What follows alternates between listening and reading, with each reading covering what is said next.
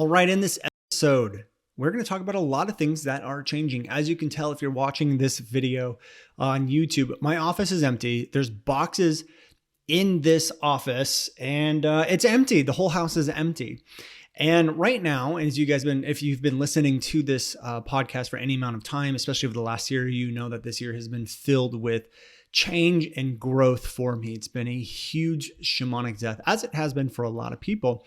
And inside this episode, we're going to talk about one of the biggest changes that is happening. So right now, obviously, like I said, I'm in the middle of a move. We have also killed off our entire program earlier this year, created a brand new program, but the person who helped me build this business, our integrator, our chief operations officer, Miss Taylor Cooper, is leaving the company. And she's leaving on good terms. She just had an amazing opportunity that she couldn't pass up. But today I wanted to have her on the podcast to talk about the very beginning of when we first met, how she got hired, and how we have built this company to a multi-million-dollar company. Now, if you've heard any interviews with Taylor and I in the past, well, then you know, or you've probably heard a lot of this story already. So the first half of this podcast is basically the beginning of our story, which you may or may not have heard already. But the second half of this episode, we get into things that we've never talked about before. So this episode is filled with all sorts of emotions, everything from gratitude, excitement for Taylor, sadness. It's hard to see her go, but I'm excited to see where her journey takes her. And I'm excited to see how we grow as a company from here. So with that said, let's dig in and let's tell the story about how Taylor and I built this company from nothing to a multi-million-dollar company. Let's do it. Hi, I'm Brandon Lucero, and you're about to experience the new way to thrive in business, entrepreneurship, and life by leaning into who you are, what you love, and standing up for what you want to create. Get ready, because this is where we go against the grain, say no to outdated society norms, and we say yes to change in order to create a happier, more fulfilled world. Welcome to the New Generation Entrepreneur Podcast.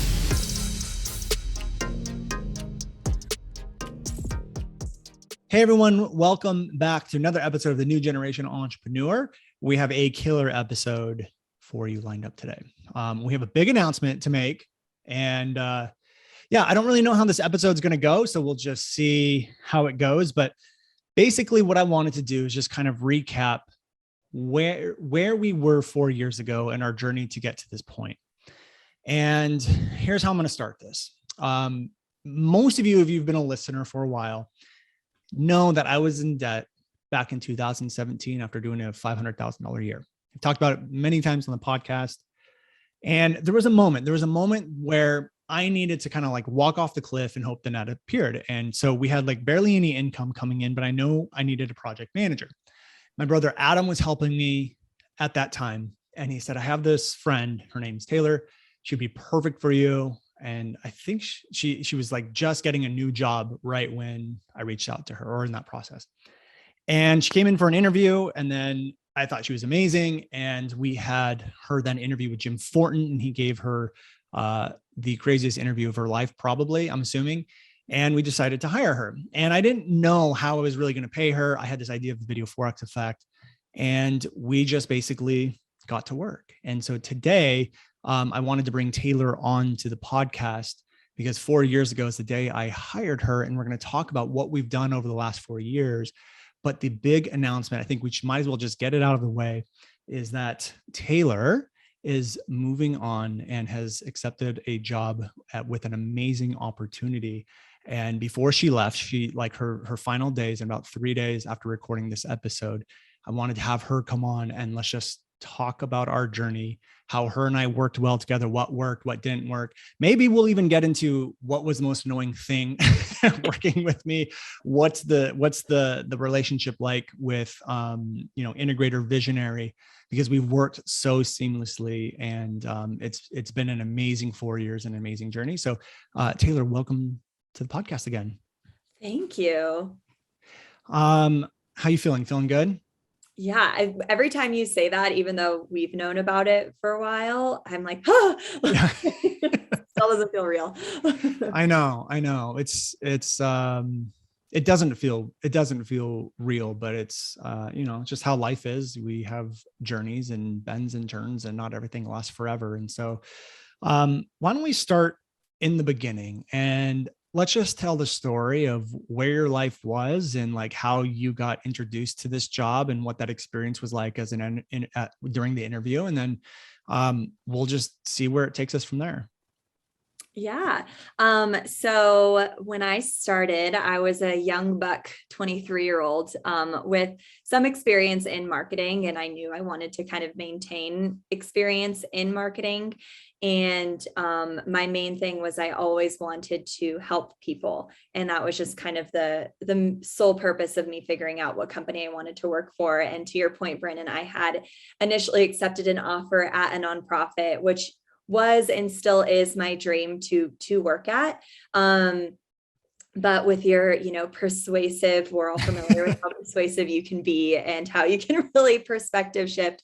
You sold me on how many people we could impact and how direct I could be in terms of being a part of that impact. So when I came in for the interview, I don't think you were wearing shoes, which is right. now like a staple.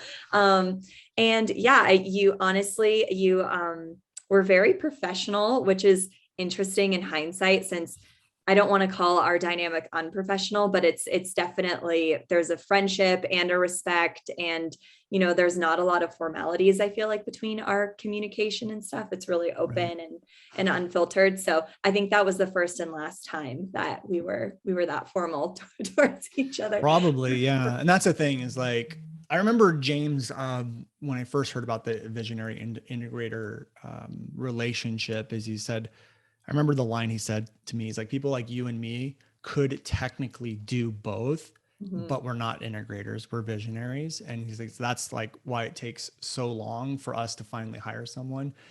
But that's probably why I was like super formal, because I can be if I need to be. And I probably didn't want to like scare you off, because I'm like, I really need help.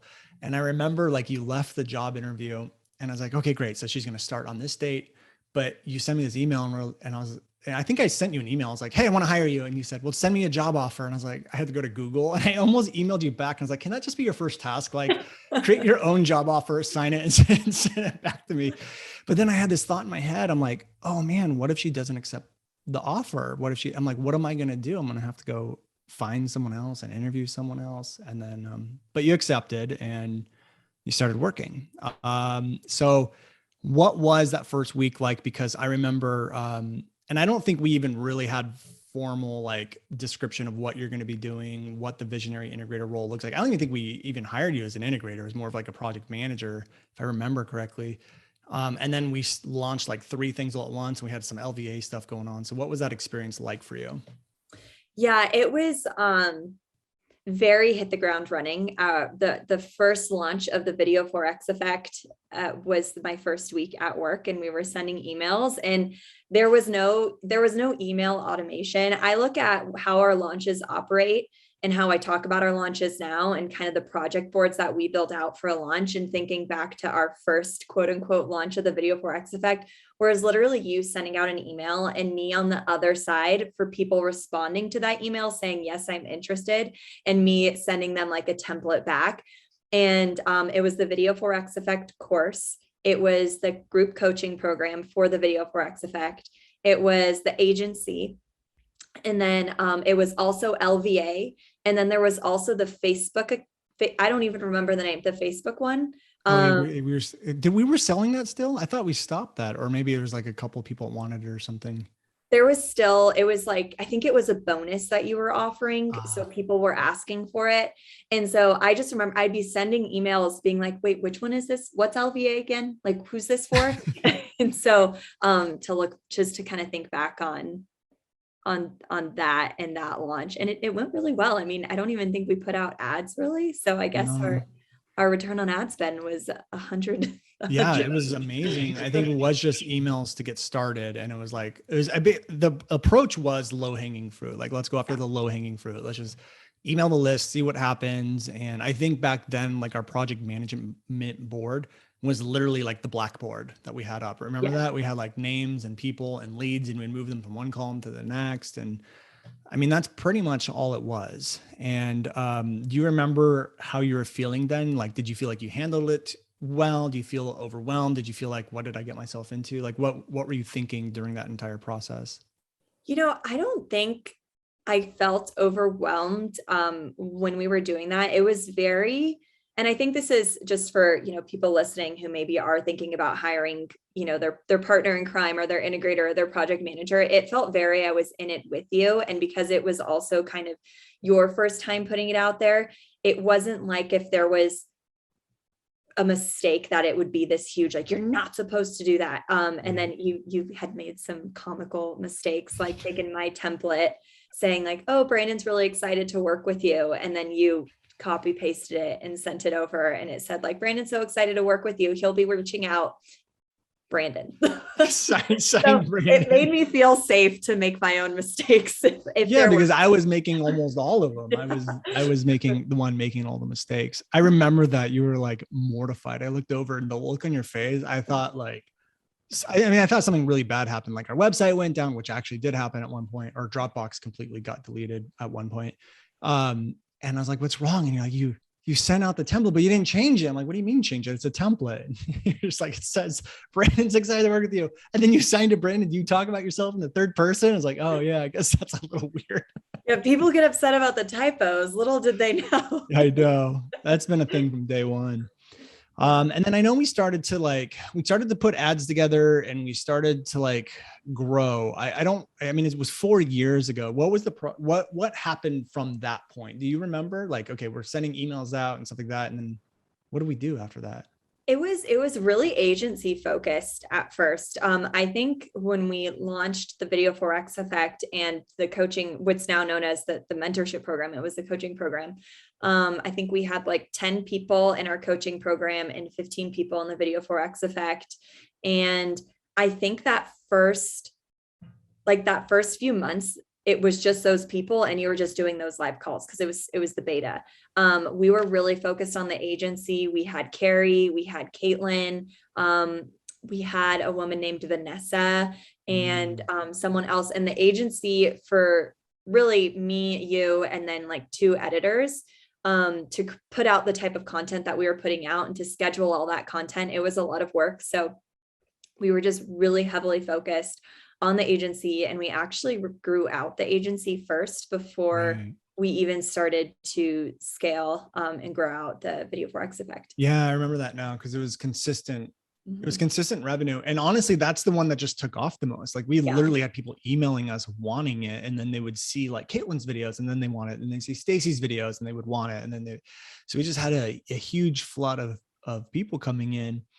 And I know we had our 2 overseas editors, but then there came a point where we're like, okay, we need to hire. And neither of us I don't think I've ever done that before. And so we're just kind of figuring it out. And then we made one of the mistakes that we don't do anymore, which was we just had people come in and then we had like 3 candidates, narrowed down to 3. And then we just picked the best of 3, which now we're like, okay, this person needs to be like a hell yes if we're going to bring them on. And if we don't find them after 3, then it's like, okay, we need to kind of restart or look again. But we brought that person on. How I already know how this went. So I'm kind of laughing, but explain to the audience how that first hire worked out. I can't remember who the first, so our first hire was Jackie and Spencer, and they were, they were like 10 out of 10 hires. And you're talking about Jared, right? I thought he was our first. He was our third. He was our third because, because Spencer and Jackie were like shocked when we let him go because they had no idea like the tumultuous opinions that we had. But yeah, and Jackie and Spencer, I think it really was just like a stars aligning type thing where we just got really lucky and we thought, oh, okay, like this next person's going to work out great too. And not to say that that person was a terrible person. They just were not the right fit. We're not really understanding instructions and showing up on time and just kind of hitting those basic markers that we needed, which was our first lesson of, okay, like we really need to make sure we're excited about the person and they're really excited about us, because I don't think those feelings were necessarily mutual from like a value standpoint in terms of like what we're doing with the company. Right. Okay. That makes sense now. And so I want to come back to Jared because there's some funny things that funny stories we can tell. Um, but when we started hiring, I just gave my perspective as a business owner as we were growing and doing our first hires. Um, it was hard because I was still in debt. So I still had debt, but I was making sure Taylor was getting paid, which by the way, you were getting paid peanuts. Hopefully it's okay to share this, and if it's not, we can edit it out. But at the time, I don't think you were even making enough to pay your bills, but you kind of hung in there hoping, or not even hoping, but having the faith and just knowing that we would eventually get there. And I remember the day that I finally realized that. I started putting like 2 and 2 together of how much you were getting paid. And I was like, I don't even think she can pay her bills. And I asked you and you were like, no, I can't. I was like, oh shit. All right, we got to start changing some things. So as the company started growing, I remember like giving raises and stuff. But as a business owner, being in debt, having money come in, it was really hard to see the money go back out because we hired 2 more people, and even they weren't getting paid a lot because there's just so much expense. It was really hard to be able to do that. But knowing that I had you by my side, Taylor, made it so much easier, because I think that's what makes the integrator visionary relationship so well and the way I've always viewed you, although like, yeah, it's my business and sure, I have final say on some things, especially the finance stuff, but it really did feel like this is my partner in crime. Like this is the person, like I had no concerns or worries if you were going to work out or if you were going to leave or whatever. It was like, no, this is the person I'm doing this with. And so that made it a lot easier. Do you remember when we finally started discussing the actual visionary integrator role? Was it when we started hiring? Was it before? Because I know we started reading the book like Traction and all that stuff. Do you know when that was? It was like you hired me as a project manager, and maybe day 3, give or take, it was okay. So there's this thing called the visionary integrator role, and you started talking about James and Jilly, and I had been introduced to Nikki, who was so wonderful, and she was relatively new. I think she was hired a little bit before I was for Jim, and so right. That dynamic was something that was discussed early on. In terms of like me feeling like I was fully in an integrator type role was when we started building out the team, was when we really started launching and we started moving away from the agency, especially when Matt came in and was able to take over the agency. Right. And, that really didn't have to be something that we were worried about anymore. I think that's when we started to kind of find our stride with that role, but it was a conversation early on. Okay. Gotcha. And then from the moment of you starting to hiring Spencer and Jackie, how did your role start to mold and change from those 2 points? It's interesting because as you're asking these questions, it's like it was 4 years ago isn't that long ago, but if you look at what we've done within that time, it does seem like forever ago. Right. It was a lot, pretty much everything. And I always say this, everything that we were doing was for the first time. So, our first client for the agency, I had to create an offer like that they signed. I had to create the onboarding process and the onboarding document. So building out those systems, which is technically the integrator role, felt pretty immediate, but it was when Spencer and Jackie came on and I was managing people that it really started to feel like, okay, I'm in charge of helping make decisions or approving decisions of other people on the team, as opposed to just making stuff for my own, like filling in things that needed to be done or asking you for how to do something. It becomes a lot different when you're kind of that touch point for other people. Yeah, that makes a lot of sense. And yeah, I mean, we had so many things to learn too. And I remember when they first came in to the agency, they were so confused as to why we were doing things the way we did. And so like our Dropbox was a mess. But the thing is you and I are not video editors. So we have no idea like what a workflow looks like inside of like the editing software, or what's the best way to manage like files and all of those things. So we just had them just give us recommendations of like how to do it all. But that's the thing I think I appreciated about you the most, because not a lot of people can really do that. Not a lot of people can thrive in a moment of just in a environment of like stuff all over the place and no one really knows what they're doing. And you've been able to just like go right in and start to bring some structure to a place of chaos. And that's been incredibly helpful. But I want all the listeners to understand is like when we did this, and by the time we've hired Jackie and Spencer, I'm guessing we're probably 4 months into the journey. Would you say that's about right? Like from when I hired you? We hired Jackie, I think in June. And same Okay. with Spencer. So about And 3 months. yeah, because you started in May, and that's how fast we took off. April. But the whole thing, the whole business at that point was literally like just flying by the seat of our pants, not knowing what we're really doing, going out and trying to sell and fulfill. I mean, it was chaos. It was a lot. And then I remember, and this is something, again, another lesson that I learned during all of this is that I know Jim interviewed you, so he was looking for like values and things like that you have. And I remember there was a moment where we were going into a launch and you told me that you would have the sales page done and you were going to go out with friends that night or something like that. And the sales page, it was the end of your shift and the sales page wasn't done. And I was like, don't worry about it. I'll get it done. I'll finish it up, like go out. And you said, no, like I told you I was going to get this done and I'll get it done. So we ordered pizza. We probably had wine and we just like sat there listening to music, building out a sales page. And it was like, I mean, everyone always says you don't know you're in the good old days until you're not in the good old days. I'm like, man, those were such good times. Like, yeah, it was like stressful and stuff, but I just remember that. And I remember sitting there going, I have a rock star. Like, how do you find someone like this that can just at that young of an age who will just like say, I gave you my word. This is what I'm going to do. I'm going to cancel my plans and I will do it. And I just felt so much gratitude. And I was like, okay, like that, I don't think I've ever told you, that was the moment I knew like, okay, we're in this for the long haul. Like her and I are going to be building something amazing here. Mm-hmm. And I think around that time is when we hired Jared. So I want to tell some lessons from Jared, but I kind of want to give you the opportunity if you want to talk about Jared first before I kind of tell some funny stories about his experience, like hiring him or any lessons that you learned from hiring him.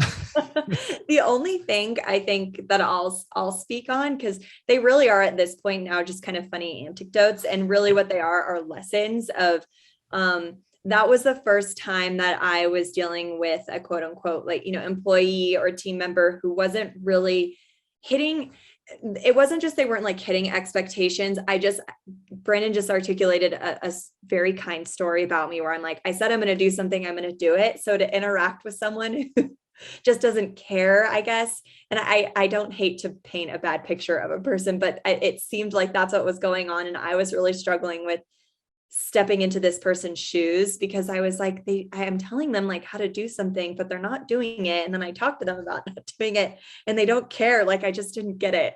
Yeah. It was like, you told him he had to be in at 9 and then he would show up at 9:30. And you're like, I thought you were supposed to be here at 9. He's like, oh yeah. Like I took some NyQuil and I just slept in. And then he like, didn't care. It was like, what is going on right now? I'm so confused. And then he would have tasks to do. And then it would be like he would wait. And these tasks would take like maybe half a day to do. And he would take like 2 days to do it. And he'd wait till the very end. And then you would ask him like, hey, it's coming to the end of the day. Are you going to do that? And he was like, oh yeah, I'm going to go do it. And we're just kind of thinking, what is he doing all day? And I started to realize that because we had bean bags and stuff in the office, that he would angle, the way he would sit with the bean bags is that he would sit in the corner. So his screen, no one could walk up behind him. So you couldn't see what he was doing. And I started to realize, I think he was just watching videos all day or like movies or something, but we had never really run a business before. We'd never really hired. So things like KPIs, performance reports, stuff like that just wasn't a thing. And so that was a major lesson. And, he only lasted 30 days until we finally like realized what was going on. But I can tell you, we never made that mistake again. Like having more structure in someone's roles. What are your responsibilities? What do they do? Here's how you're going to get paid. Here's like your KPIs. And just keeping them, I don't know what the right word is, but keeping them on track or responsible for that is absolutely necessary. So what did we do after that? After we let him go, did we replace him right away? Do you remember? Because I'm drawing a blank on how it all went. I mean, it's really from that point forward, it was like we were filling a lot of agency type roles. It wasn't until I don't think it was until end of 2019, early 2020, if I remember correctly, that we started shifting into hiring for and moving our team for the Video Forex Effect, now known as New Generation. I always want to say New Generation Entrepreneur Program, New Generation Mastery Program, that we started to find our stride. And you made that really big decision of, you know what, we need to move Matt over to create content for us, and we need to build a team for us, and we just need to let go of the agency because we just kept hiring for it. And there, with an agency, we were doing really good at hiring people who wanted room for growth, but the model that we had didn't really offer a ton of room for growth for people. So it was like, we were either going to have this turn rate, or we were going to have to really put all of our eggs in the agency basket to make it where there's like tiers and stuff, but then it's just this massive team, and it doesn't have anything to do really with what you love doing, which is teaching and helping students on a really direct way. So that was kind of like that big decision that came next. Yeah. Well, I mean, I think that was like 2 years into the journey, right? Mm-hmm. Okay. So let's rewind a little bit. Because that was a big pivotal moment. But I want to go back to our first like official video series launch, because we started in May, I think, of 2018. We started hiring about 3 months earlier or later. And then we started to build out the agency, and we did like a small beta launch of Video Forex as like a webinar. We did like 50 grand or something like that. But then we came up to our first like big launch, which was your first big launch, like official that was November. launch. You do remember it? Yeah, that was November. Yeah, I remember it now. It was in November, because we've never done a November launch since then, but that was the one time. And that was, I think we had like people promoting for us too and helping out. Yeah. We had Carrie Green and James Wedmore. And honestly, what it was a lot of people from the agency. We just reached out to the people that we had relationships with in the agency, which, by the way, a lot of the relationships that I had that helped us be affiliates, I did not have any of those relationships or connections before we launched the Video Forex. And I think a lot of people have this misconception that I did, like, oh, you got Caitlin Batcher because she was a friend. It's like, no, I didn't even know Caitlin when she came on as a client. And it's like, oh, you knew Stacy. I'm like, no, I didn't know any of these people. And then through them working with us inside of the agency and then networking with them, we started to form all these relationships. Like Carrie, I didn't know Carrie. Carrie got recommended to me through someone else. It's like, oh, you want YouTube? Like, check out Brandon. And she like sent me an email and became a client. And then she's been an affiliate for us for like the last 3 launches. And so that's how we did it. And then the launch went really well. It was a video series. And I don't remember how much we did. It was like 400 something thousand. It was, 420. Okay. And what was your experience with that? Like seeing that amount of revenue, managing a launch, going through the process. Do you remember what your experience was like? Yeah, you know what, that one, I mostly remember the video series, because I think I was more involved with the video series at that point than I am, the last one, which was magnificent. I really just kind of showed up and was told where to go, which was really nice. But this one, it was your first kind of official video series. It was, the people filming the video series, their first time. And it was my first time kind of overseeing it. And I just remember like the deadlines and the intricacies and the music and, just all the details that went into creating it more than I think anything, because I think when you have a small team and you're doing things for the first time, you're of course getting right up on deadlines and ideal deadlines. And then you're going, okay, well, that was the ideal. Now let's go to the hard deadline. Oh, we missed the hard deadline. Now let's go, see, and I kind of, now I'm like remembering just that process, which was a time. And I think too, because this is pretty much, I mean, as you came in, and this is another tip for a lot of the listeners is, when you first start hiring people, you don't really need, like, I think a lot of people think I need a system and a process and onboarding stuff. Like, you kind of don't if you hire the right person, especially if you're just starting out and you can barely afford it. Things are chaotic and you need to hire someone to not make things chaotic. Because I think for you, I mean, the first year of working together was basically like more or less shadowing me until you got it. And then you would then take it over. And then obviously make everything better. And so I think that first launch was probably a little bit of managing, but also like we were probably doing it together. Like I was teaching you things you probably didn't know and stuff like that, if I remember correctly. And it did really well. And we decided to then relaunch it like 6 months later, and that performed like poop. It was And brutal. Yeah. so let's walk people through that experience from as an integrator perspective. Why did that launch not do so well? We talked about it then, and I know we've mentioned it a few times. And the main thing that I know it's not like this tangible answer. The energy behind it just felt so forced and from like a revenue standpoint place. And it wasn't like, I don't think you were like, well, I want money for a new car. It was just, well, the business needs this money, so we need to do another launch. Right. And, and that comes down to, I think you and I both have in common that we really like to help people. And when we kind of moved away from that and, we're focusing more on like, we just need this to fulfill this one singular purpose. Well, of course we have this underlying intention to help people, but I think that launch, just the energy of it, we just came at it from like, let's just repurpose what we did. It's going to work well. It's going to perform the same.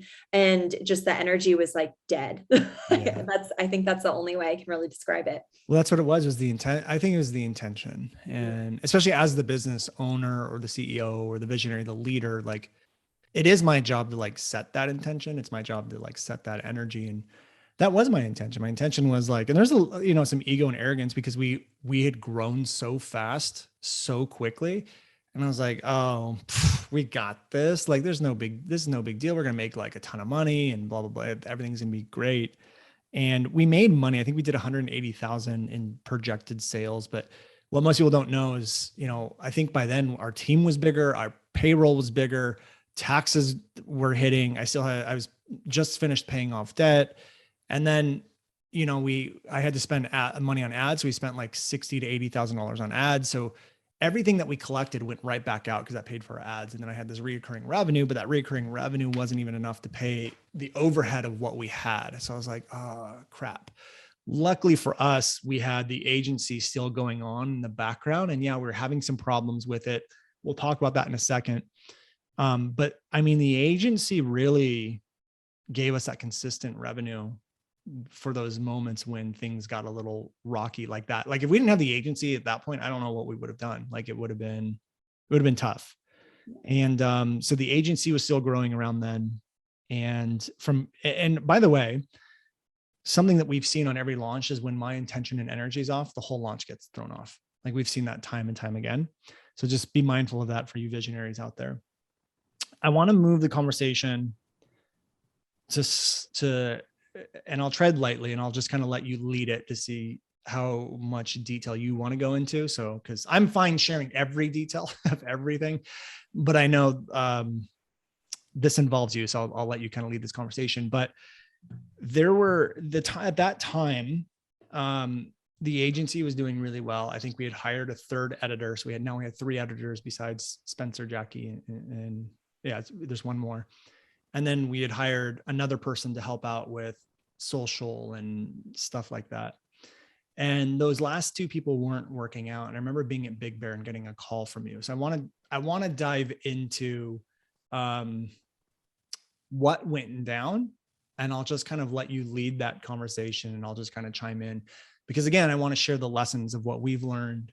And to me, this was a big lesson in running a team and firing fast and not letting, toxicity run inside your company for too long. And so I'm assuming what I'm talking about. So I'll just kind of let you take it away of like what was going on with the agency at that point. Yeah. So I know I mentioned this earlier, we're part of the problem with the agency. And I think my interpretation of kind of the issues that ensued were based off of unclear expectations and promises on both ends. So I think, if you're not filling in the blank, it's messaging, right? Like if you're not filling in the blanks for the people that you're hiring and you're leaving it open-ended, they're going to fill it with what they want the answer to be. So, that with one person in particular had a lot to do with pay. And we have this thing, which we still sometimes use depending on the budget and stuff, where this is what you start at. And then in 90 days, you'll get a raise. And now because of what happened, it's in 90 days, you'll get a raise of up to this amount, because you'll get a raise. And they assumed that meant like, I think it was like a 60% or No, it was 100. it was almost like a 100% double. raise. Yeah. Yeah. And so, obviously I'm not the one that is in charge of the budgeting and how much we pay people. I don't own the business, so that is not my decision to make. I'm a messenger as a part of that. And I am a part of, advocating for my team and their performance. And so there was a lot of conversations, very problematic conversations about pay, that just turned very like confrontational. And this is just kind of a constructive takeaway from this, which is what I always tell people. Outside of this scenario, if you're ever going for a raise, or if you ever want to talk to your team about a raise, there's the expectations of what the role is and what you pay that person for, and that should be written. And if they want to have a raise, they should present a case of, here's how I've been going above and beyond what I've been paying for, and here's how I've been adding value to the team, and here's why I'm so excited to continue to grow, and here's why I think my worth is here. So you're kind of building this case, not I've done what you told me to do and I've produced it faster than you told me to do it, so I want 100% raise. Like it's kind of a different tone that you take. And the one that I just mentioned was what happened. It came from like expectation. Like Mm-hmm. it was more like, this is what I expect. And that's that's what you brought up, is like, we didn't manage those expectations. I mean, anyone that's been in the job market after 3 months, I don't think anyone would normally expect a 100% raise after 3 months of working somewhere. So that was a little crazy. But yeah, managing those expectations. But there's also something else that I think went into that specific scenario, which was I was very transparent with the numbers of the company with the team. Mm-hmm. And I did that because I wanted people to understand what was going on, how much money was coming in, what was going out. And my thought process behind that was like, I want to paint a vision for the team. I want to show, and I still am fairly transparent with the number. I mean, we're even transparent with the numbers with our audience, but with the team, like at the end of the year, and I did it at the end of 2021, as I showed you guys, here's what we spent money on, here's how much profit we had. And I'm always very careful to do that, because the last thing I want employees to get into is like, cool, the company made $500,000. I should now get a raise. And I think we have a good team now that understand, like, I don't know how to explain this, but it's not like, there's not an expectation that if the company makes more profit, that it's theirs, And so I try to treat them fairly, but for me, it's about keeping the company safe. And the reason why I share the numbers is like, here's what we're doing. Here's what we have in savings. Here's why we have it in savings. And here's how long we can go. And I think during COVID, it was really great to know that. It was really great to know, like, guys, like, this company can operate for 6 months without any revenue coming in. You guys will still have jobs. And that's why I kind of share those numbers. But back then, this person in particular knew the numbers of what we were making, but didn't know the numbers of the expenses. So they're like, I know exactly how much you guys are charging your clients, and it's ridiculous that I'm getting paid this amount, something along those lines, but didn't understand that it's like, okay, cool. Well, like 30% of that's going to go to taxes. And then I have payroll, not just you. I also have rent. I have all these other things. And it basically led to a blow up when I wasn't there. I don't know if this person intentionally did it when I wasn't there, probably. And you kind of held your own with them, and then they got fired when we got back. But I remember being so scared to fire them, because we also fired another person at pretty much the same time, the same day, who, not to get into the details of it, but I would say wasn't fitting to my idea of the culture back then. And so we ended up letting both of them go. And moving forward, how did we adjust as a company with hires and stuff like that moving forward? Like, I know you covered some of the lessons, but I just don't remember, just so long ago, what we did from that point. Did we immediately hire people? How do we structure things differently? Do you remember? While my memory is jogging, something that I think is, because if you're trying to grow a business, you're going to have to fire people, whether you may have already fired people or you may not be there yet. Either way, it's going to end up happening. And if you have other people on the team, something that I think is very important is when someone's let go, remember that these people more than likely are friends with other people on your team, and, they care about you. And especially with a small business, there's a lot of, inner workings of the relationships that you have with your team. So what I always make sure is important is once that happens, having a one-on-one call with the people who are going to be directly impacted, being like, this is what happened, the details of why it happened is, that's kind of like, it is what it is. Usually when someone's let go, people know why, because usually, it has performance or attitude or whatever it is. And just letting them know, we appreciate you. You're still here. Just having that open, candid conversation with them is really important. Which we did that time. And there was one person that was like, am I next? Are you going to let me go? And we're like, no, don't. We're just like, okay, thank you for talking to me. So just kind of knowing that people might be stressed out, but I don't think we hired for a little bit. The next person that we hired was Emily and Brittany. And Brittany was to help out with the agency, and Emily she was more of an admin and then turned into student success. Right. Okay, great. So yeah, that makes sense. Okay. And then, yeah. And I like what you're saying is like when, especially on a small team, I think having that meeting when someone is fired or quit, having that meeting of like, here's if they're fired, here's the scenario. Obviously you don't want to go into too much details because you have to respect some kind of privacy, but you can go into the details of what the main issue was, and then laying out that plan moving forward. So like, and that's what we're doing right now. Like, obviously, Friday will be your last day here, which is in 3 days of recording this. We have a meeting with the team, an all day in-person meeting on the 31st, where that's exactly what I'm going to do, is just kind of lay out. And I've already had one-on-ones with everyone on the team just to lay out like a rough idea of what I'm thinking of moving forward. And then on the 31st, we have that meeting to like clearly lay out the plan, the expectations from me. Like, do I expect them to work more? Do I not? Like, here's what I expect. Here's what my plan is, and all of that stuff, just to, cause it could, like, when you have a small team, one person leaving, especially in your role, it has a major impact. But if like, and you just do it percentage wise, 5 people on a team, obviously our team's bigger than that, but there's 5 main people here on payroll. One person leaves, that's like a 20% hit. And then that you're going to notice that. So your team's going to have to adjust, and laying out that plan is super important. You've always been really good at doing that, and maintaining more emotions. I tend to be a little bit more of the emotional one out of the two of us. Yeah, I'm more like, vague when I find it necessary to be vague. Yeah.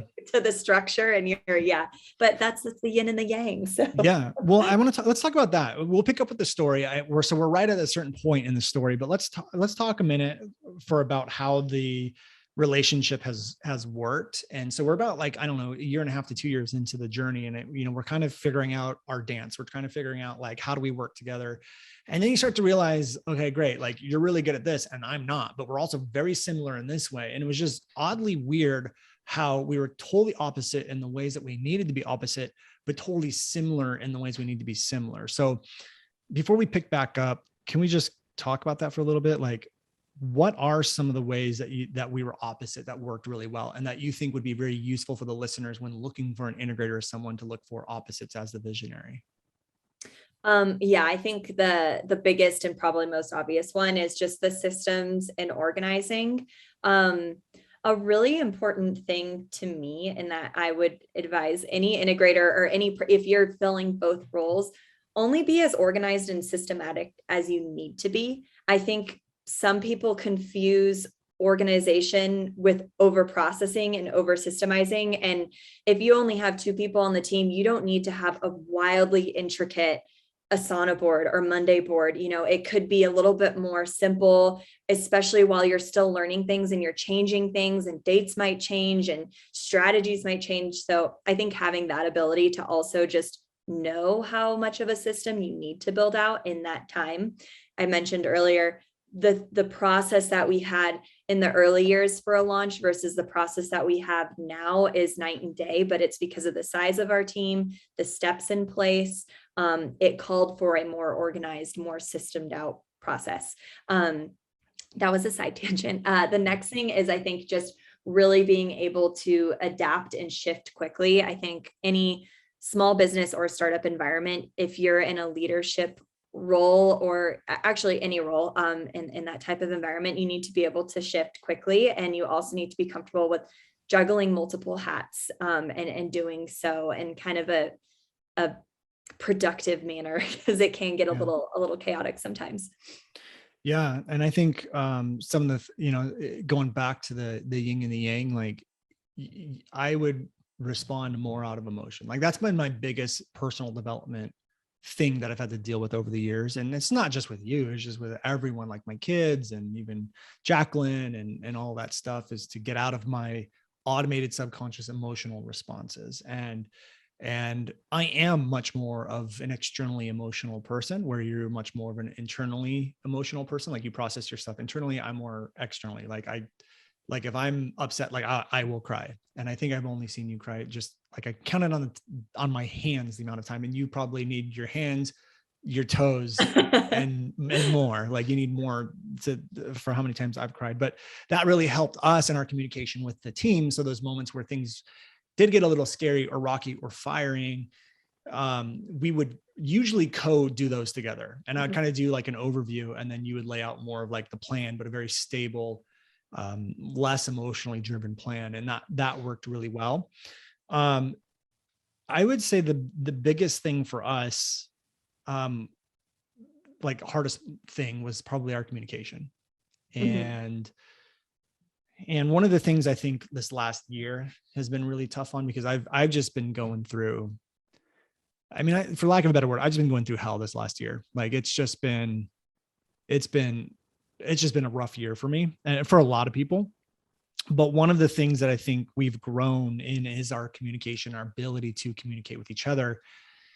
And this last year, one of the things, and I was actually telling this to Matt, like one of the things that I appreciated the most about you is that you were very clear on your needs. Like, hey, I'm not getting this and I need this, or here's how you're showing up and I need you to start changing. And it wasn't like, hey, you have to change. It was like, in order for me to be performing at the best, I need some like more moral support, or I need more of this, or I need less of that.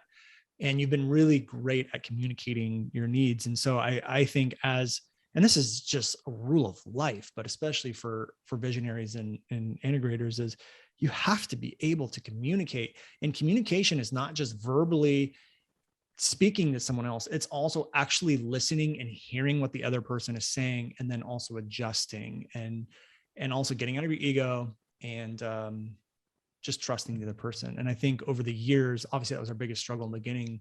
I feel like we did a pretty good job of that, especially over the last 2 years. Would you agree? Yeah, I would agree. You're like, no, I don't. No, I would agree. I'll tell you if I disagree. Well, the other thing too is like, I've always viewed you as like a partner, the person I'm doing this with. And I think a lot of those tough times, especially going through where we left off in the story, like firing the person, I mean, those decisions were hard because we've never done it before. And one of the person that we were like, okay, we really have to let this person go. They were production wise, they were amazing. They were like really good, but then they had these other issues. And so it was tough. It was tough to see someone who's a really good, like has really good production to let go. And obviously firing anybody is going to be hard, but those moments I feel like brought us even closer together. Cause again, you're going through things together. And I think as a visionary, treating your integrator that way just builds so much more rapport and builds the relationship and trust and all that stuff. Are there any other things that you think would be helpful for the listeners to know? No, I think honestly, it's really just trust is a really good thing to point out. I think obviously if you don't trust your integrator or anyone on your team, it's a big red flag. But yeah, I think we're good yin and yang in those ways where I'm a little bit more of like the system, non-emotional, but you do need that emotional stuff that you bring to the table. I know you said like sometimes I can get too emotional, but sometimes emotion is necessary. Like when we're all going through a really hard launch and you come on and tell us how grateful you are, and you can feel like everyone on the team can feel that genuine appreciation. That's something that maybe I don't articulate as well, because I'm no matter what, like I'm usually smiling, like Right. Yeah. giggling or something. So like that genuine, like I really feel this to my core comes out a lot stronger from you. And I think that's really important as a visionary. Yeah. That's good. That's really good. Yeah, it is funny. Like your house could be burning down and you just be like, yeah, it's fine. Like, It's like, seriously. life That, goes on. and that is not far from reality in 2018. Like, oh, well. I know. Yeah. And let's continue the story. And I'm sure more lessons will come up, between how we've integrated or worked together and all that stuff. But right around that point is when we let them go. And this is really the first lesson of hire slow and fire fast. And we've really adapted that like to the core. And it's been some of the best advice that I think I've gotten. And I know it's a pretty cliche thing that you hear, but it is really something we embrace. Like even with you leaving, like we're not hiring anyone right off the bat. We're just going to see, like I have a new structure of the company that we're going to test and just see how it goes. And then we'll just kind of fill in the gaps as we go. And if we need to hire an integrator, we'll go. But finding a new integrator takes time. Like it's not going to be like, okay, cool. She's leaving 2 weeks. We need to replace her in 2 weeks. You can't rush that. So we're going to live our philosophy of hire slow and fire fast. But right around then we fired some people and we moved on. And I think right around that time, we were starting to go into more launches, right? Or is that kind of no, that might be at the end of our 2-year journey. And that's kind of when we closed down the agency. Am I getting my timing right or not really? Oh, we brought in Matt. That's what we did. That was the next move with the agencies. We brought in Matt, right? We brought in Matt right around that same time. And then Matt brought in probably like, he would know, he like 3 months or something after, where he brought in Brittany. Right. And that was, and then Brittany and Emily kind of came on around the same time. Okay. So we were having issues with the agency, and this is a big battle for us for a lot of years is, okay, we have our own stuff and our own courses, but then we're doing this for our clients. And we kept battling, like putting all this energy into our clients' work. And then our brand would get the leftovers. And we were having issues. We actually had a lot of turnover issues with the agency. Like clients would come in for 3 months and then they would stop. And we're like, man, what the heck is going on? And what Matt identified was that there's no clear objective to the agency. It's either, are you a production house where people pay you $5,000 a month and they get a certain amount of assets and videos from you, or or is it an ROI driven thing where you have to show an ROI? And we decided to bring him in as a consultant. And then I basically persuaded him as well to now join the company. And then he moved from, where was he living? East Coast somewhere, right? Massachusetts. Yeah, there we go. I don't know why I was drawing. I know he's from Massachusetts. Yeah, East Coast. Yeah. And so then he came out, and then he started running the agency, and he brought on Brittany as an intern. And I think at that point, you and I could focus more on our brand, correct? Yeah. So that really helped, where I was like, because the agency was really starting to suck up probably about 85% of my time. So to have someone come in and not just keep it running, but really ask those types of questions and seek out clients and really be hands-on was fantastic. Because then, yeah, you and I could go and really go all in on the programs. Yep. And then as time went on, basically, you could just tell, like the agency was this thing. It was like that, that what's the cliche, the redheaded stepchild or whatever. Like, yeah. It's just the thing, it's this thing that we did and it brought in money, but over time, no one wanted to do it. Like even Matt, who we brought across the country to like come in to run this thing, didn't want to do it. And I'm a big believer that if we're not happy doing something, or we're not aligned with doing something, then we should probably just stop doing it. So hiring you was like walking off the cliff and hoping the net appeared. Hiring Spencer and Jackie was like walking off the cliff and hoping the net appeared as well. Bringing in Matt and then paying for him to move cross country and then having, another salary, that was like walking out. Cause the whole time we're building, like money's just going right back out. Like, yeah, I'm able to save some. But like if you look at, cool, we had $1 million business. I didn't have $1 million like sitting in the bank. I think, back then the most we ever had in the bank was like 50 to 100, but that might sound like a lot, and it is.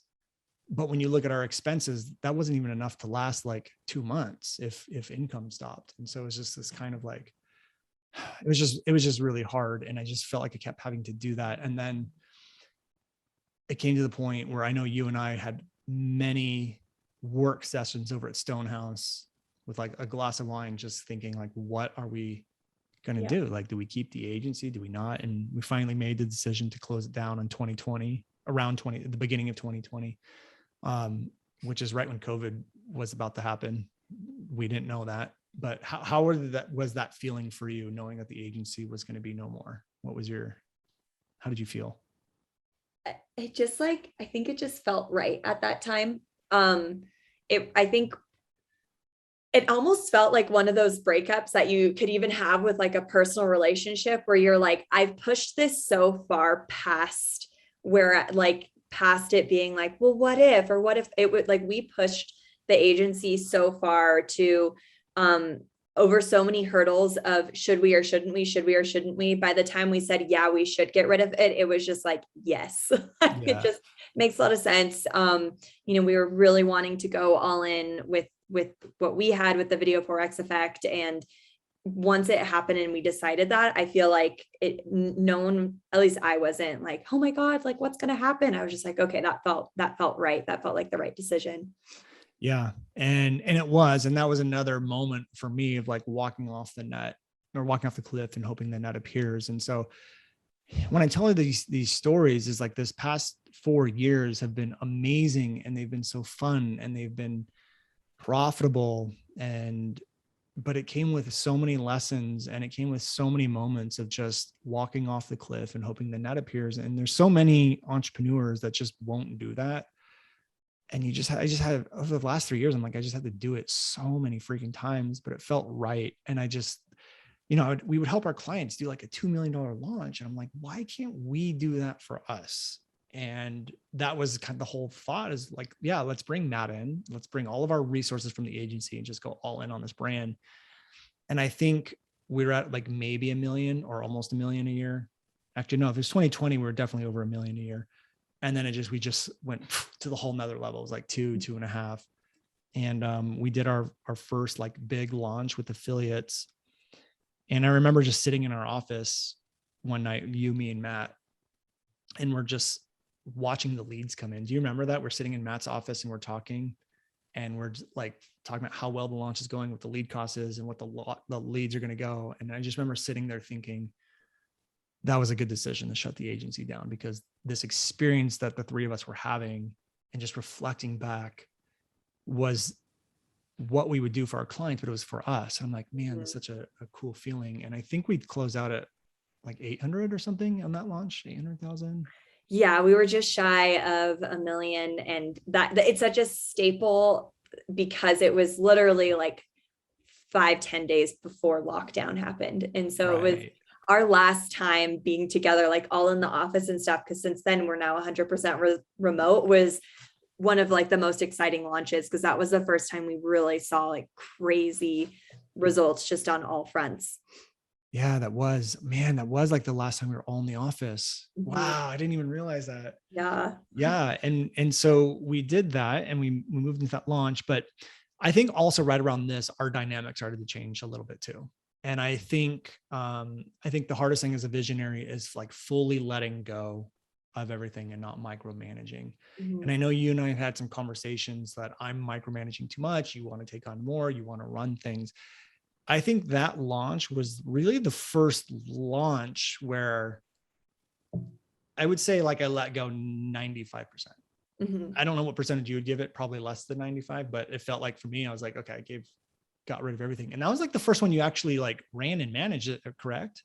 Yeah, where it was like I was accountable, which was a different thing than, you saying, here's what we need to do. Okay, Taylor, go do it, whether I delegated it or not. But it was, okay, I need to be the one to say, oh, this is the next thing that we need to do, whether I do it myself or delegate it. So yeah, that was the first time I really took it on. How'd you feel? Were you scared? You can be honest.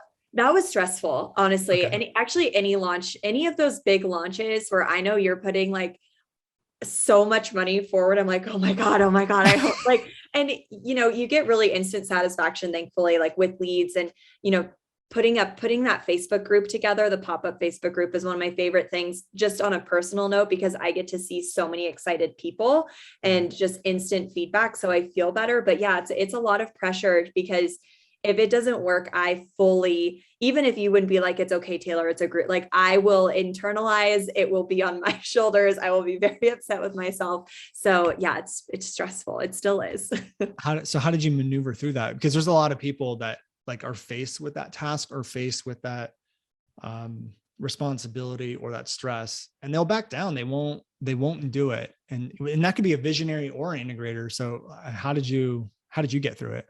Yeah, I think that just comes like a little bit about me, I guess, with just my, even prior to working here, in college, I was working 2 to 3 jobs and taking like 21 units at a quarter, on a quarter system, which is a lot. And it was really setting me up for quote unquote failure in a lot of ways. And I don't like to fail, clearly. No one does, I don't think. And I just really got into the habit of just saying, I can only do the best that I can do. And if whatever my best gives me, like I can't be upset at myself because these are the limitations that I have, or these are the hurdles that I have. And I can go to bed at night knowing like, well, you did your best. And so that's kind of with a launch, it's like, as long as I give it 150% and do my best, that's all I can do. I don't have control all the time over the results that my best is going to give. So it really is just like a mental thing. So whatever self-talk you can give yourself to kind of get over that fear is just what you have to keep reminding yourself. Still scary though.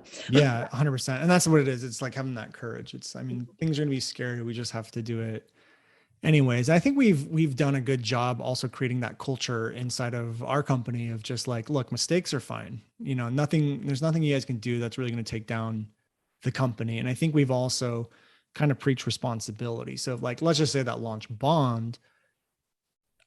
I would have taken responsibility for that. Like, hey guys, this is not your fault. But then you would have taken responsibility. We all would have like taken responsibility for it, which means the blame is not really going on anyone. And I kind of do try to be incredibly mindful of that inside of our company, that if like there's a big mistake, I don't have to put blame on anyone.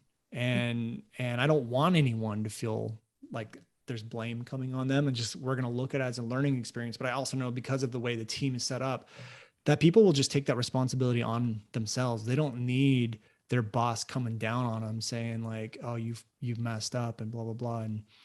And I think sometimes I can kind of get into that with you. I was a little like, over the years, I was a little bit harder on you than some of the other people. So you kind of got the blunt of that. But I remember one time I did that, and you had a serious conversation with me, and it really showed me like the amount of impact blame can have, especially from someone higher up on the team. And I'm like, this is not useful to anybody. And so I think embracing like mistakes are good within a team was like a beautiful thing that we were able to implement, especially over the last 2 years.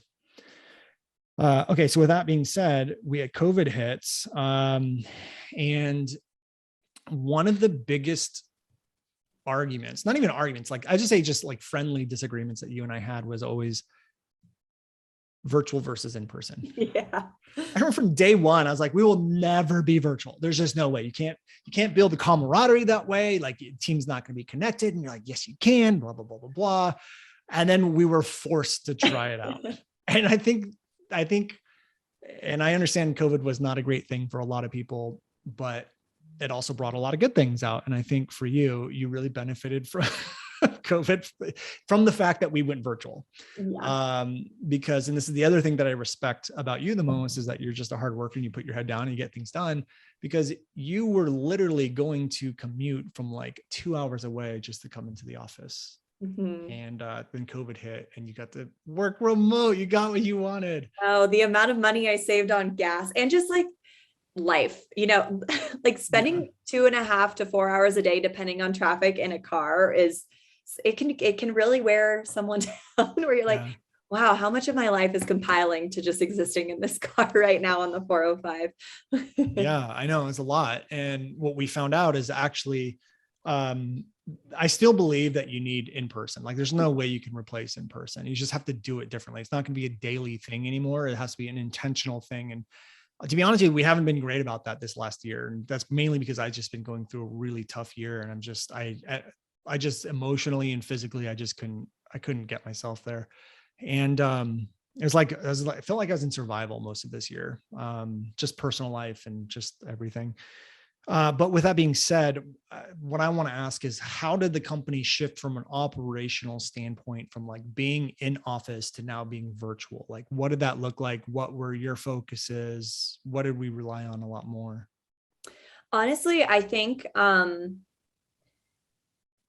the moving remote really forced us to be more organized and have more systems and better communication. I think when you're in office, a lot of things are, at least this culture that we had was a little bit more casual and it was very centered in one room. So everything was very everyone's conversation. So like one-on-ones weren't really common. There were offices, but walls were thin, and and not that anything bad was being said, but like performance reviews or KPIs or raises and stuff, it was just a little bit more effort to have these types of conversations.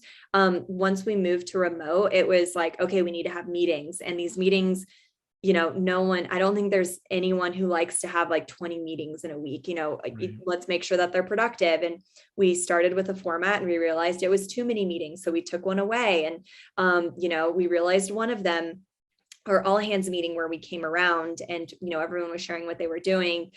I don't know if you remember, but I got off one of the calls. I'm like, that just wasn't productive. Like and I don't think anyone really shared something. So that's when we made the slide deck where everyone had their own slide to report on their KPIs, to talk about what they're doing. So it really makes you value time and communication in a really different way that we absolutely could have thought of in office. We just didn't, because we weren't forced into it at that time. And again, we're still a young company and learning. So I think that was the biggest thing, is just really getting down to the wire with like efficient communication and goals. Yeah. And then we really relied on Slack, I think, like a lot of companies did. Mm-hmm. Okay. So right around that point, we finished out that launch, 850,000. We had Emily at the time, who actually we were looking to hire someone, and Rick Mulready reached out to me and was like, hey, I have this employee. She's great. She's moving back to Thousand Oaks. Do you have a position for her? I was like, yeah, we totally do. Emily came on. Emily was amazing. Love Emily. She was a great employee for us. She handled like customer success for about a year or two, I think 2 years. And then we had Brittany at the time. Brittany started off as an intern, and man, Brittany's really done like almost everything in the company. Yeah, She started off as an intern, and then we brought her on as I think a part-time or full-time employee. And then we just kind of moved her around a little bit. When it came to Brittany, I just really remember the advice that James gave me, which was something along the lines of like, and this is going to sound I'll correct myself, but it says like, if a flower doesn't bloom, you don't blame the flower, you blame the environment. And that's not to say Brittany was doing a bad job. It was just that like, you can tell when an employee likes what they're doing. You can tell when they don't like what they were doing. And to be honest with you, no one really liked doing the agency stuff. And so we knew okay, Brittany's a great person, great work ethic. We need to kind of like figure out what she really likes. And now we have her in a position that she really likes, and she's doing an amazing job at it, which is the podcast manager. She handles all of our pages, and is going to become like launch coordinator, launch manager for us as well. And so that's kind of what the team looked like. And so the reason why I share this is that we've talked a lot about the firing, but there comes a point where you go through enough firing and you're actually left with a really solid team. And that's what we had for a while. And I think that I'm starting to realize now, the day that we fired those people, the last two, we had one more after that, which we'll talk about in a second. But after that, I don't think we've actually fired anyone in the last 2 years, because we haven't needed to. We're just left with this like solid freaking team. And then we've gotten really good at hiring, where we just can kind of you can know who to pick and who's going to fit and all of that stuff. So I'll just share this lesson real quick before we move on to the next thing. The last person that I remember firing was someone that we all loved this person on the team. And I think that was a big lesson, is it doesn't matter if you love someone as a person, if they're not right, and you don't have the right expectations, the right KPIs, you don't have the way to monitor their performance, they will just continue to be there and underperform. And because we had an emotional connection, we kept this person on the team for a really long time. And then we finally fired them, and it was like, man, we should have just done this a while ago. And I think as a visionary, what I didn't realize is that in doing that, it kind of sets a bad example for the team because they're all working at this level. Then they see someone at this level performing at this level. And it's just kind of like WTF, like what's going on. Going back to that scenario real quick before we fast forward, from an integrator standpoint, is that something you noticed right away? Like, what was your feeling on the last person that we fired before we actually did it? Yeah, I mean, I think everyone on the team loved them and thought they were a spectacular, like wonderful light of a human being. And that makes it all the more, difficult to make those types of decisions. But it was one of those things where, especially when I'm working with people one-on-one very regularly and seeing the communication, the output, and especially integrity as a core value, to have another team member not operate in integrity, show up an hour and a half late to something that everyone got there either early or on time for, like a team related thing where it was all hands on deck. It's just, it just doesn't set like a great team dynamic and example for everyone else. And back to what I mentioned earlier, where sometimes when you let someone go, you don't have to say anything as to why. You don't really, that's between that person and you. But most of the time, your team will be like, oh yeah, no, that makes sense. Like I could probably fill in the blanks. And I think with that, it was, no, I understand, most of the team was like, I know why that was hard. And we're all so sad, but it makes perfect sense. Like Yeah. we were wondering ourselves if that might, happen. So Yeah. that was kind of my 2 cents on it.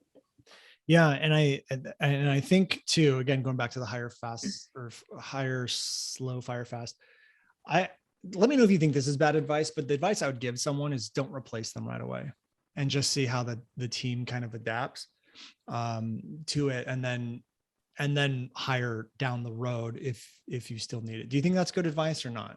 If you think it's bad advice, I'm not going to explain why then, but if it is good advice, I'll explain why. I think it depends. For example, when Emily had to leave us just due to external circumstances and stuff, that all fell on my plate, and that was not no one's fault, but like, I could for me to fill a full-time role while I already have a full-time role myself was really challenging, really stressful. And so that's when we hired Julie, and she came on and we did it when the second I had time to interview and hire for that role, I did, because I had to replace them as soon as possible, but it really just came down to the time of it.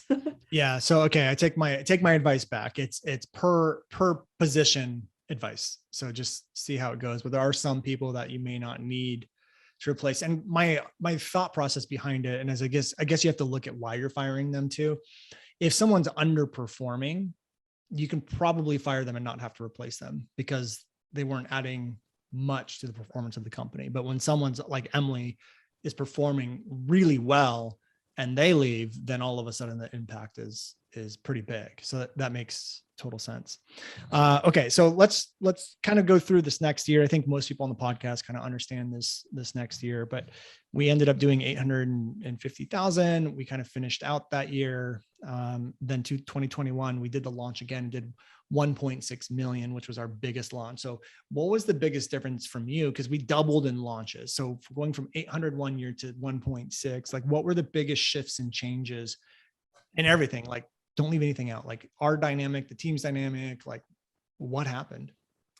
From a personal development, I guess, standpoint, is I became a lot more vocal with my opinions and my thoughts on how the runway should be and what should be in it. And it was really because I was like, listen, like I just did student success, like I was just back in it with the students, and I have a lot of ideas and thoughts, and, not like hopefully you didn't feel like I was bulldozing. And when you say no to something, then okay, it's a no, but I was a lot better at pitching my case. For example, like the avatars, having the avatars as a boot camp, and, holding my ground on when I think that should be promoted, or if we should have a pop-up Facebook group. And I think I just got a lot more opinionated, hopefully not in like a aggressive way, but I think I felt confident. Okay, I've done this enough times. I've formulated enough opinions through experience, not through assumption. And so I felt really comfortable saying stuff and then because I was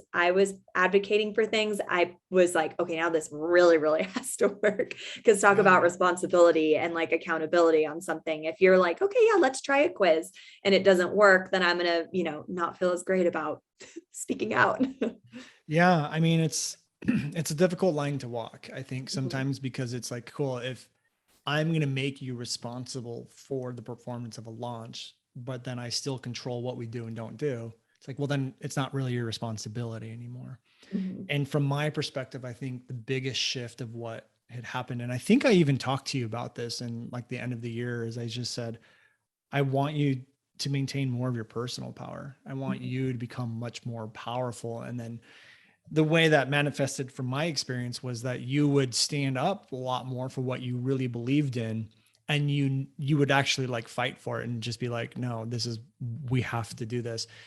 On the flip side of that, from me, it also required me letting go and trusting more. Mhm. And again, as a visionary, it's really hard to do, but I think that's what we've always been good about, is our communication kept getting stronger and stronger and stronger. And again, communication is verbalizing, but also hearing, and then doing once you hear. And so I think that's what happened over that next year is I trusted more, I stepped back more, I let go more. But at the same time, you became much more powerful as a person. We're just like, nope, this is what we're doing. And that's just the way it went. And basically the way I look at it is I just got out of the way and let you do your thing. And what do you know? We doubled in launch revenue the very next year. Would you say that's accurate? I mean, that's my perspective on what had happened, but Yeah. And I just want to say more of like a side note on that because I know that with anyone owning a business, it's incredibly hard to let go. And I think this kind of presents a question of, well, when do I trust someone to let go? Like, because I could have come with an opinion on like, we should do a training on like, how to generate $200,000, and that should, but that would have been the incorrect suggestion. So it's the reason why you trusted me is because I have been a part of launching with you for so many years now. I have helped build out the program. I have helped filmed videos of the program. And like, I knew your IP and your methodology backwards and forwards. And so I could have kind of like what I just mentioned, where it's like, I had an opinion because of my experience, not because I was like, it wasn't coming from ego of, well, I want to see this, or I have a cool idea. It was, here's what we can amplify from what Brandon's created that I'm seeing inside of the students that I know we can bring to our audience. 100%. Such a great distinction. The key word that I was going to say is that you weren't coming from a place of ego. And this is what you've always, and this is, every integrator has to do this. So if you're an integrator or visionary, and from my opinion, you have to be able to do this, especially if you're going to be an integrator in a personal brand, is you have to understand the message, you have to understand the IP, and you have to understand who the visionary is as a person. And that's what you've always done really well, is you've understood who I am, how much energy I can give, not give.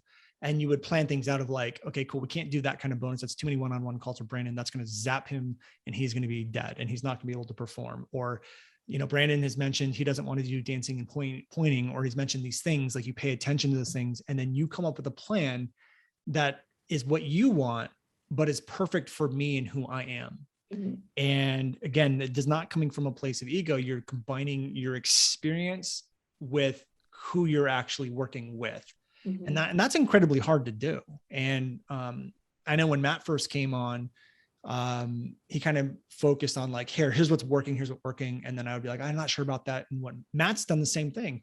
He's become amazing at better understanding who I am as a person and what I want, and facilitating his skills combined with who I am to really blow it up. I'm so glad you brought that up, because it's such a powerful thing. And honestly, as a visionary, when you trust the person to understand you, everything's going to be fine. And so it becomes a lot easier to let go. Such a good distinction. So what do we do after that? So 1.6, and this is pretty much the last year, and then we'll wrap up with some lessons after that. So yeah, I think Emily had left, and now we have Julie, Brittany, Matt. It's the team we have now. Mm-hmm. And I think, Oh, you know what? I know what happened because we entered my year of Yes, that's what I was thinking. toughness. So Mhm. how did you navigate that? Because I'll just give a quick recap. This is just like I had thing after thing after thing, and I'm still continuing to have it as we have this call. It's like leaving my life or shifting and changing. I had, my wife and I talked about it on a podcast episode. We both went through a massive growth period where we're like, we don't even know who each other are anymore. Or there was like, things you don't recognize are bad, but are just like kind of bad. And then they just manifest over years, and then you're faced with them. And we had to go through this really tough time of like reconnecting, reworking our community. And it zapped me. Like I could not show up. And so you had to deal with that. And to be honest, I didn't do a great job communicating that much to you about what I was dealing with. So I think my perspective is I just really stopped showing up. So what was your perspective? How did you deal with it? What was going on through your head? It's interesting because in this podcast, we started off by talking about, that 160,000, that really bad launch Right. in 2018 or 2019. And I think this was the next time where you weren't in alignment with the launch and with the mission. I don't think you were as like necessarily like, we need to bring in the money. Of course, that's always something that you should be wanting as a business owner. That's not what we mean but when we say that, but I think you just weren't present energetically, actually present. There was a lot of meetings canceled. There was a lot of like, just, repeat, kind of rinse and repeat what we did last time. And you weren't like completely non-communicative. You would say like, I have a lot of stuff going on right now. I can't do that. Or, I'm too exhausted. I can't do that. And so the way that you showed up in the launch this year and in the launch in March of 2021 was 150%. And that didn't mean that you had 150% from a visionary. Doesn't mean you have to work 20 hours in a day, or, it's you showed up when you needed to show up, where you needed to show up as the best version of yourself. And this launch, it was, you showed up because you had to, and you did the best you can, but you just weren't who you needed to be you were dealing with other stuff. Your energy was focused on a bunch of other things that were, honestly, to me and to most people who have a family, more important.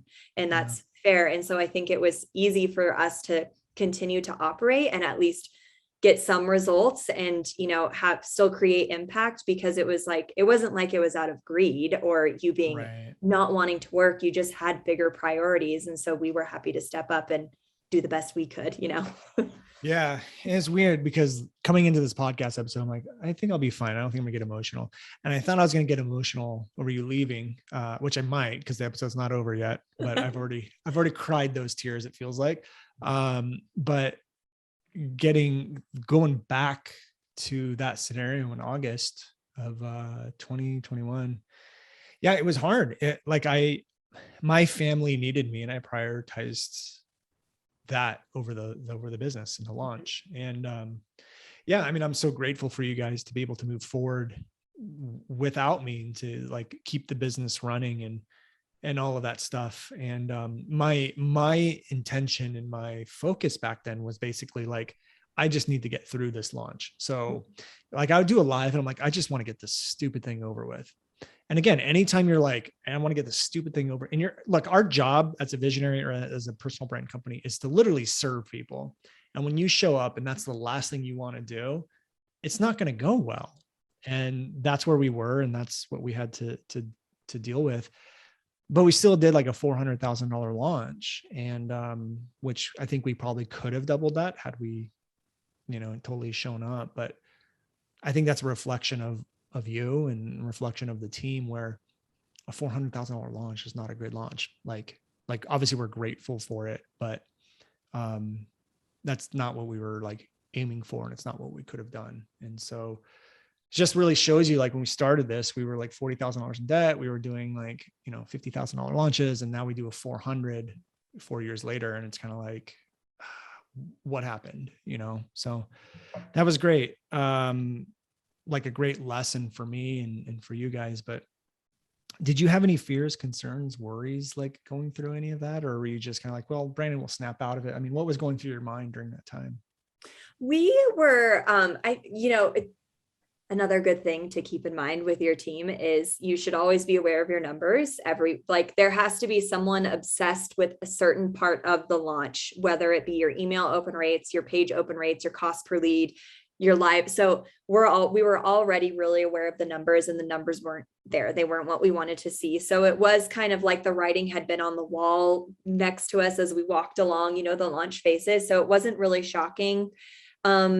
Sure. Yeah. There was a level of disappointment because, of course we want to hit our KPIs and we want to hit our goals and stuff, but it was like, this is what it is. And just back to my point of, we can only do our absolute best. And that was at the time, your absolute best. You had other things. We were doing our absolute best, and that's the result it brought us. And that's okay. And, it was still a good launch, and it made us want to go 10 times more for March. We were all rested up and ready to kick butt. And I think we, had really solid numbers, the launch that we just had in March. So, I don't know. It was okay. It was, and I think now too, looking back at it, is it actually lined up the next like 6 months perfectly, because I didn't work that much at all. And I think it just showed that the team can handle me not really being there, which is what we want. And the next like 6 months, we went straight into creating thought reversal, creating new generation mastery, which required I couldn't be plugged into the business. There's just no way I could, because that process of creating that from the ground up, it took everything that I had. We had our live events back then too. So going through that space and then pulling out of the business and just kind of maintaining this like pull outness, or let me just put it this way, not putting as many hours into the business as I normally would have, really helped us create what we created. And then we moved into this last final launch, which we just wrapped up, that did a little over 1 million. What was that experience like? Because this was our next launch, brand new product, brand new branding, brand new launch style, because it was not a video series anymore, it was a live launch. How was that experience for you?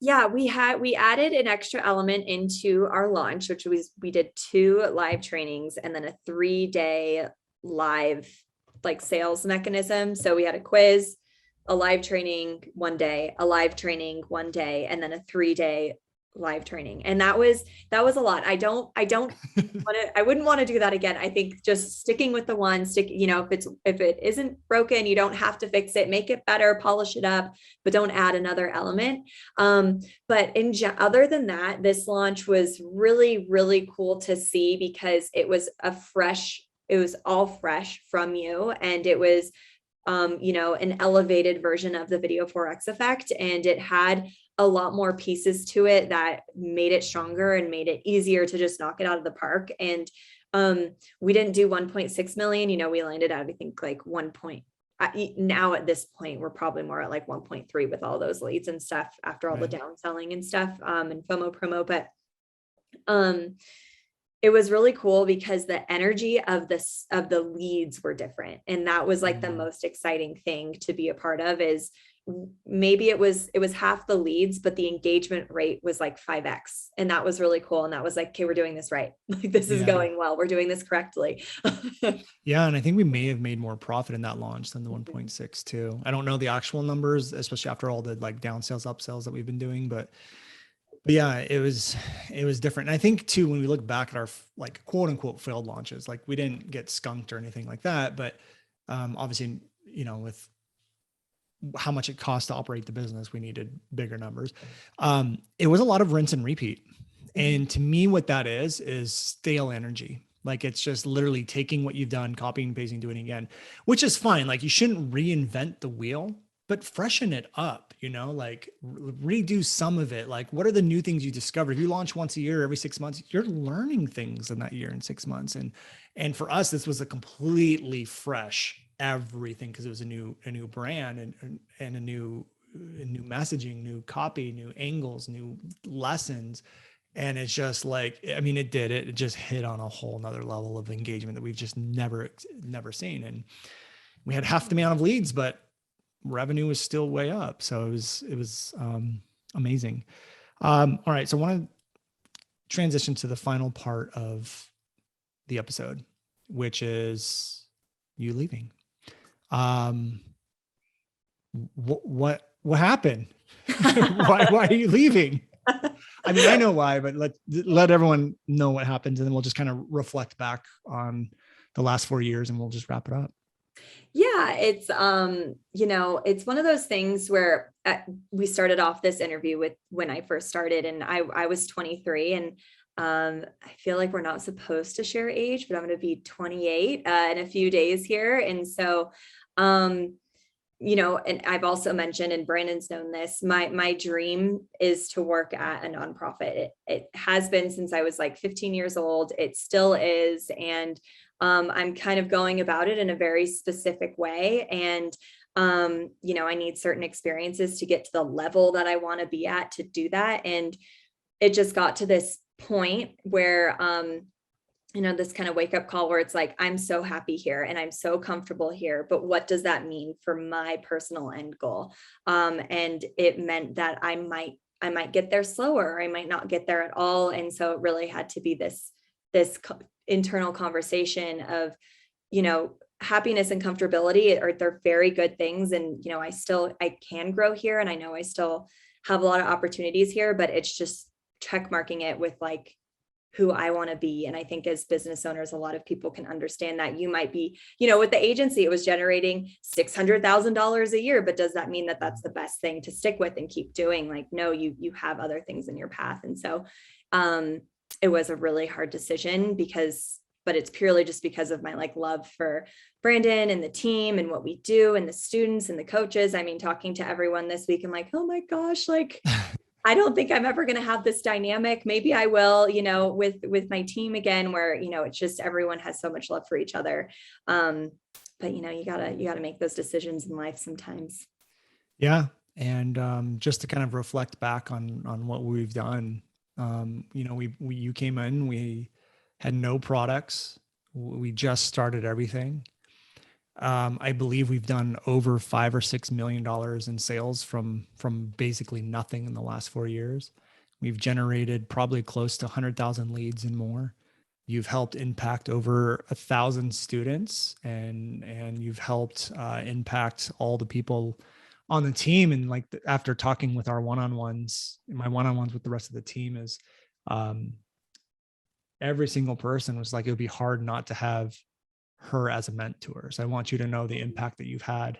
And okay, now I'm getting emotional. So give the impact that you had on every single person in the team. And, you originally started out saying that you wanted to make an impact, and you certainly have done that here. And I'm just so grateful for everything that you've done. And I'm just proud of us and what we've done. So thank you. Thank you for everything you've done for me over the last 4 years. Thank you, Brandon. I mean, thank you for trusting me and deciding that I was, the right fit to be your integrator back in 2018. Yeah. I mean, I didn't have a choice after Jim interviewed you, and he's like, she's perfect. You better hire her. I'm like, okay, sure. Okay. Do it. Thanks, Jim. I know. You're listening to this. With that said, I want to wrap up with this. If you could reflect back and some of the things that made us work really well, what were those? And then what were the things that were our biggest struggles? And look, you have full range to be like, Brandon really sucks at this, or I hated when you did this. Like, just lay it out, like tell people. And I think that would be really helpful for people to know from integrator visionary standpoint, like what made us work really well. What was difficult? Definitely. Absolutely. Which is probably clear just through this conversation that we had, shared values and the just alignment and the genuine drive to help people and to help solve problems. If you don't have that, then you're going to have problems. And it's especially like the integrator visionary relationship, it is a relationship, and you need to have those fundamentals kind of grounding you for when you do have disagreements, or when Brandon says, no, this is how we're going to do something, and I don't want to do it that way. And I have to be like, okay, like, okay, we got to do it this way because that's what you want it to be. And just that trust, which I know we've talked about, which is, so when we do have disagreements, or when, you do need to allow me to take the reins because you have some other pressing issues to deal with, or just to let go because you need to continue to grow. You have to trust that person. I think the hardest thing, I don't know. Like, I feel like our struggles are no more than like what an everyday person would have with someone. I don't think there's any, like, I don't think we would have lasted this long and have this amicable of a relationship if there was biggest problems. I think working out communication styles takes time, and we've definitely done that. And that's with any type of dynamic, you have to work that out.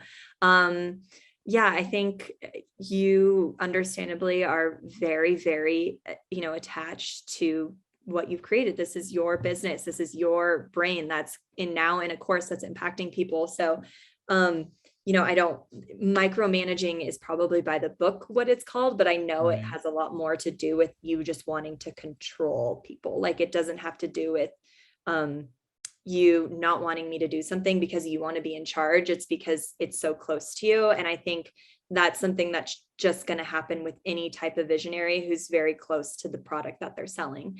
And I don't think that's a worst thing. I think that's just a reality, and it's a really understandable one. So to always make sure that the person that you are quote unquote micromanaging understands where it's coming from, because it's usually not like, I need to have control of everything. Like, that's never how it's been. It's just, that's not how I would say it. Like, and you're signing this off as Brandon. Right. So it makes sense. Well, that's actually a conversation I had with Matt recently. It was like, there's two things at play, which is one, it's a personal brand. It's not like it's a coffee shop. If it's a coffee shop and we're just serving coffee, it's like, I would have no attachment to like a system, a process, or whatever. It's coffee. Personal brand that's based off of IP. It's so hard to let go of that. But what we teach specifically is messaging. So if our emails and ads aren't in alignment with what we're teaching, it's like, well, then, it could cause issues. And that's always been my biggest battle, is like when to correct and when not to correct. But I would agree with you. I think our going back to the communication thing, I actually think the communication thing for the first 2 years was probably the biggest thing to work through. And then it just kept getting better and better. But the thing I think too, is that we've both worked at actually changing it. There's toast. That means the mailman's here, or the it's so sudden I can't even prevent it. Yeah, no, it's okay. I mean, we'll wrap up here, but I think that is the hardest thing. And so anyways, we'll go ahead, we'll wrap up here and wish you the best. Obviously, I know we'll still be in touch. We'll be friends for life. And if anything doesn't work out, you always have a home here. So not that I'm wishing that, but maybe I am subconsciously. Well, I've already said I'm going to just drop into I have your Zoom link. So I'm just going to just drop into. Who is this person? The coach's call. I think I'll join. That would be amazing. But anyways, thanks again, Taylor, for everything you've done over the last 4 years. It's going to be literally impossible to replace you. And I wish you the best. And I just want you to know that no matter what you deal with, I'm always here if you need me. So just reach out, and thank you.